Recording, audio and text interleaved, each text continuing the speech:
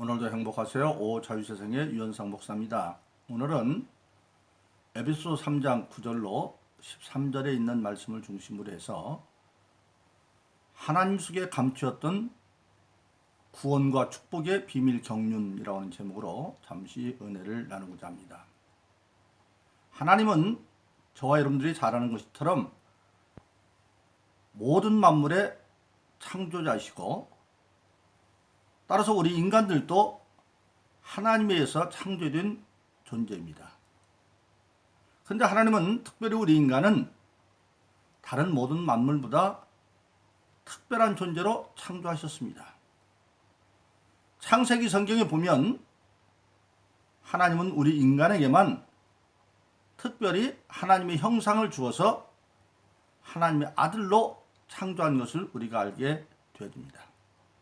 창세기에는 우리가 하나님의 아들이라고 밝혀지지 않았지만, 그러나 예수님께서 오셔서 제자들에게 주기도문을 가르치면서 하나님이 누구냐? 하늘에 계신 우리 아버지여, 즉 우리 인간은 하나님의 형상을 따라 하나님의 아들로, 자녀로 태어난 특별한 존재였습니다.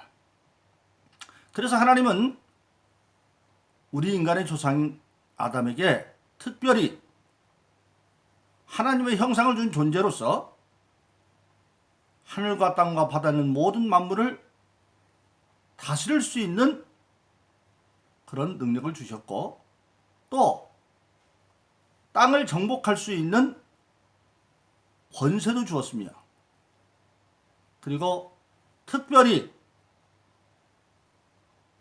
인간의 조상에게만 허락된 축복의 생활의 터전인 에덴 동산을 지키고 다스릴 수 있는 능력도 주셨습니다. 그런데 하나님은 하나님이 지은 모든 하늘과 땅과 바다의 모든 만물을 다스리고 땅을 정복하고 에덴을 지킬 수 있는 사명을 줌과 동시에 그것을 감당할 수 있는 능력도 주셨다고 하는 사실입니다. 왜냐하면 그때 땅에 하늘나라에서 범죄함으로 땅에 찍힌 악한 마귀와 그를 추종하는 악한 천사들, 그래서 땅은 정복할 존재입니다. 이사야서 14장에 보면 악한 마귀와 타락한 천사들이 하늘에서 떨어져서 땅에 찍힌 자가 되어졌다. 하나님께 쿠데타를 했다가 실패해서, 그리고 에덴을 지키라는 얘기도 보면 지키라는 얘기는 침노할 자가 있다는 얘기죠. 그런데 악한 마귀와 그를 추종하는 악한 천사들은 계시록에 보면 3분의 1 정도가 악한 마귀를 추종해서 하나님께 대항하다가 땅에 찍혔는데, 그들은 개인적으로 보면 인간보다 능력이 클지 모르지만, 그러나 그들은 전능하신 하나님과 이미 관계가 끊어졌고, 인간의 조상 아담은 하나님과 관계가 맺어져 있기 때문에 하나님은 성경 전체를 통해 봐도 하라고만 하신 것이 아니라 할 수 있는 능력도 주신 것을 알 수가 있습니다. 그래서 우리 인간은 하나님의 형상을 따라 하나님의 아들로 지음받은 존재로 다른 만물들에게는 생육하고 번성하고 충만하라고 하는 축복만 주어졌지만, 우리 인간에는 그 생육하고 번성하고 충만한 축복에 더하여서 하나님이 만든 하늘과 땅과 바다의 모든 만물을 다스리고 땅을 정복하고 에덴을 지키고 관리할 수 있는 특별한 능력이 주어졌습니다. 그런데 그 모든 것을, 능력을 유지하기 위해서는 법을 지켜가야 되는데, 세상도 그렇지 않습니까? 아무리 능력이 있는 사람이라 할지라도 실정법을 거스르면 그는 교도소에 갈 수밖에 없죠. 아담과 이브도 마찬가지였습니다. 그런데 그들은 하나님의 말씀의 법을 어기고 선악과를 따먹으로 말미암아 정령 죽는 존재가 되어져서 이제 그들은 하나님과 관계가 끊어지고 오히려 마귀에게 속한 자가 되고 말았습니다. 그래서 그 모든 걸 상실당하는 거죠. 그래서 요한일서 3장 8절은 죄를 짓는 자는 마귀에게 속하나니, 마귀에게 속한 자가 되었기 때문에 이제는 하나님께 속았던 것을 다 잃어버리고 말았습니다. 그래서 하늘과 땅과 바다의 모든 만물을 다스릴 권세도 잃어버렸고, 또 땅을 정복할 수 있는 능력도 잃어버렸고, 이제 에덴 동산에서 쫓겨나서 아담이 범죄함으로 땅이 저주보다 엉겅퀴와 가시를 낸 고난의 땅 위에서 땀 흘려 수고하고 살다가 마침내는 흙이니 흙으로 돌아가라. 하나님이 인간을 만들 때 흙으로 형상을 짓고 코에 생기를 넣어서 인간을 만들었는데, 그 육체는 흙이니 흙으로 돌아가라. 죽어서 흙이 되는 것이 아니라 흙이기 때문에 흙으로 돌아간다는 겁니다. 그래서 영원한 지옥 갈 수밖에 없는 그런 존재가 되고 말았다고 하는 사실입니다. 그런데 하나님은 그런 아담과 이브가 범죄해서 창세기 3장에서 최초의 재판을 할 때에 하나님은 인간에게 여자의 후손을 통해서 구원할 것을 약속을 하십니다. 그리고 그 여자의 후손이 오면 마귀 후손 뱀의 후손의 머리를 상하게 해서, 즉 악한 마귀와 권세를 빼앗고, 그러나 뱀의 후손, 악한 마귀 후손은 끝까지 여자의 후손의 발뒤꿈치를 상하게 할 것이다. 그렇게 말씀했습니다. 그 범죄하여 결국 지옥 갈 수밖에 없는 존재가 된 우리 인간을 하나님은 여자의 후손으로 구원하기로 작정을 하셨는데, 그것이 바로 오늘 본문 말씀에 보면 에베소 3장 9절로 13절은 하나님 속에 감추었던 구원과 축복의 비밀 경륜이라 그렇게 말하고 있습니다. 경륜이라는 뜻은 뭡니까? 어떤 일을 조직적으로 계획해서 천하를 다스려가는 걸 경륜이라고 말합니다. 오늘 정치에 뛰어난 경세가를 경륜이 있는 사람이 그렇게 말하죠. 그래서 하나님은 계획적으로, 조직적으로 계획해서 천하를 다시 하나님의 뜻대로 다스려가려고 비밀의 경륜을 세웠는데, 바로 그것이 오늘 본문의 말씀에 보면 첫째로 무엇이냐? 11절에 보니까 예수 그리스도 안에서 그 계획을 세웠다고 하는 사실입니다. 그래서 예수님은 여자의 후손으로 이 땅에 오셨습니다.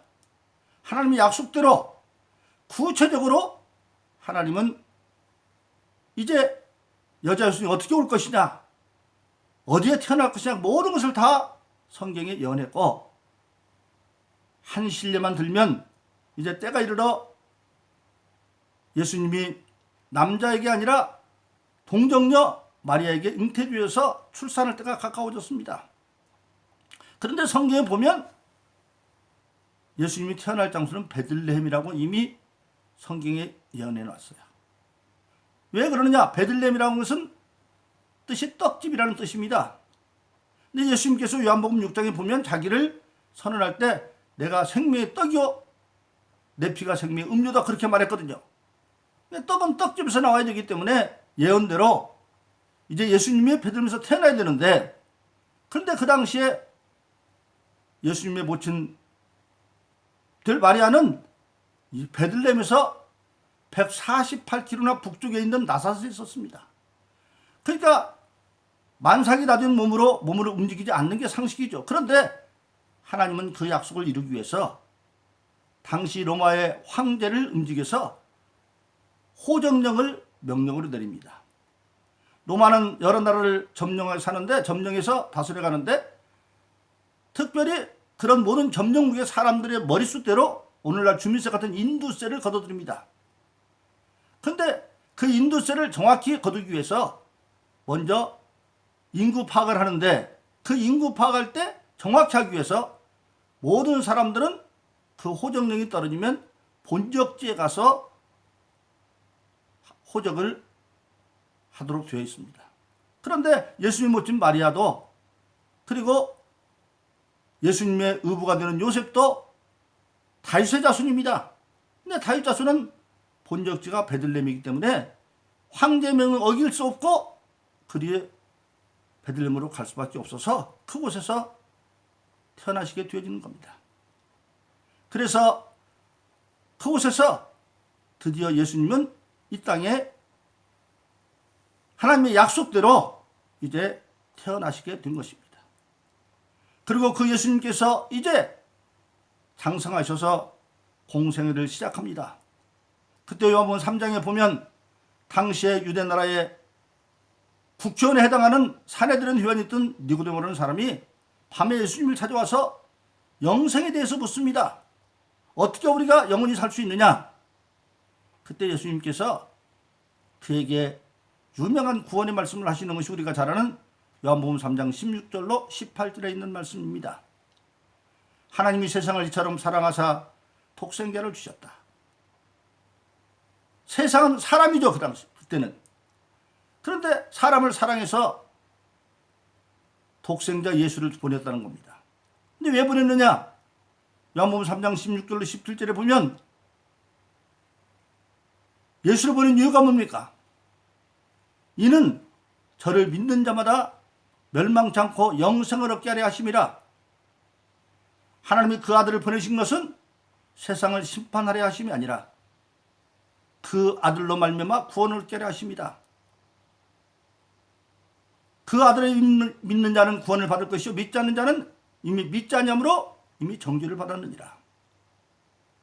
거기에 있는 요한복음 3장 16절로 18절에 보면 두 개의 확연히 다른 단어군이 섞여 있습니다. 첫째는 심판받아 멸망으로 가는 그 길이 있습니다.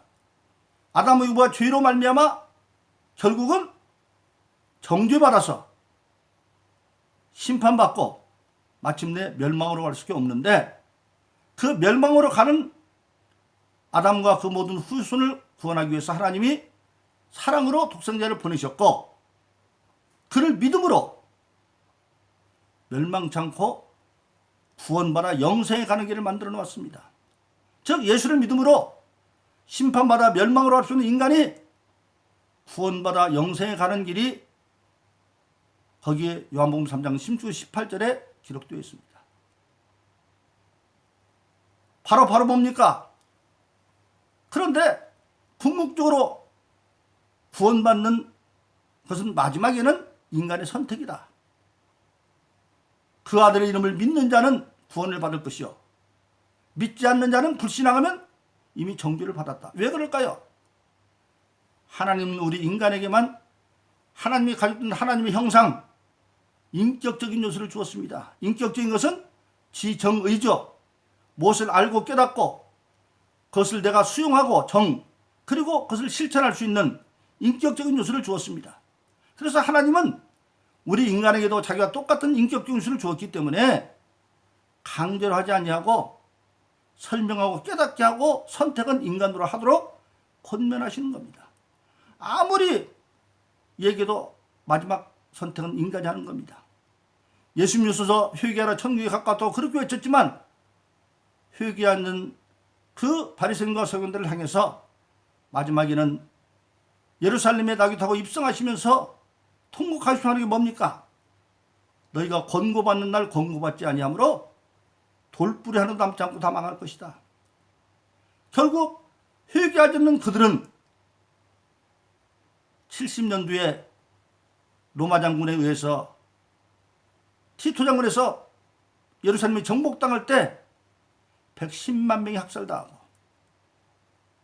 그리고 2차 대전 나치 독일에 의해서 600만 명이 죽는 역사가 일어난 것을 우리가 보여주는 겁니다. 그래서 선택은 자기의 문제입니다. 왜? 하나님이 인간을 거기까지 간섭하면 자기가 스스로 자기 인격을 깨는 게 되기 때문에. 그래서 오늘 지금은 하나님은 약속대로 예수를 보내셨고 우리가 이제는 예수를 믿으면 예수는 죄 없는 분인데 그가 십자가에 못 박혀 돌아가셨습니다. 예수님이 죄 없는 분의 산 증거는 그의 부활 사건입니다. 로마서 6장 23절에 보면 죄값은 사망이다. 만일 예수님이 죄 있는 분이었다고 한다면 하나님은 전능하시지만 죄 있는 자를 사망에서 끄집어낼 수가 없습니다. 그런데 예수님은 죄가 없는 분이기 때문에 그래서 여자의 후손으로 온 것이죠. 남자의 후손이면 아담의 죄로 말미암아 태어날 때부터 죄 가운데 태어나요. 그래서 시편 51편은 다윗이 고백하기를 내가 어머니 태중에서부터 죄 가운데 태어났다. 그래서 남자의 후손으로 오면 죄인인데 죄 없는 사람으로 오기 때문에 여자의 후손으로 왔고 그가 십자가에 못 박혀 돌아가시고 부활하심으로 말미암아 죄 없는 자가 십자가에 죽은 것이 증거되어졌고 그러면 왜 십자가에 못 박혔느냐? 바로 아담 위의 모든 인류의 죄를 대속하기 위해서 대신 십자가에 지고 돌아가셨다. 그래서 로마서 1장 17절은